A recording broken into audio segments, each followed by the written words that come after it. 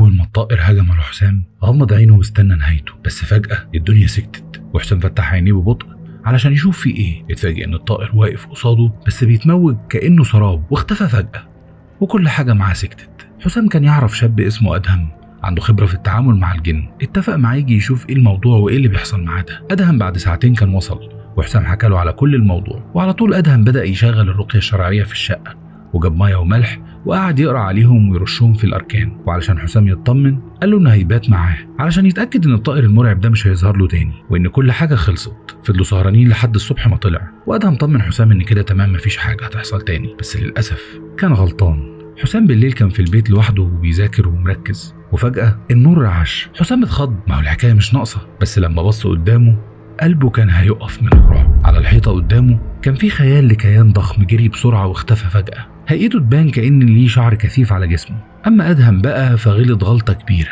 وبدل ما يطهر شقة حسام فتح أبواب الجحيم عليهم. ما هو أدهم كان قاعد في أوضة المكتب في شقته وقافل الباب عليه، ومأمن نفسه دايما بطلاسم بتعمل زي حائط صد لأي كيان، وبيقلب في كتب عن الجن كان بيستخدمها، ومركز جدا لدرجة انه ما خدش باله من الأكرة الباب اللي بتتحرك والباب اللي بيتفتح ببطء لحد ما عينه لمحت الباب مفتوح، وهو طبعا متأكد انه قفله زي عادته. وده معناه ان اللي موجود معاه في الشقة دلوقتي كيان أقوى مما يتخيل، لأنه قدر يخترق الطلاسم ويوصل ليه. حسام ببطء مد ايده للدرج لان عنده مجموعة خواتم عليها نقوش بتمنع اي جن انه يقدر يأذيه، وبعضهم بيفتح له عين تالتة يقدر يشوف بيها ايه اللي بيحصل حواليه. بس اول ما بص للدرج علشان ياخد الخاتم فجأة اتجسد قدامه كائن رهيب وضربه ضربة في صدره طيرته للحيطة وقال له ابعد عن شقة حسام، ده انذار.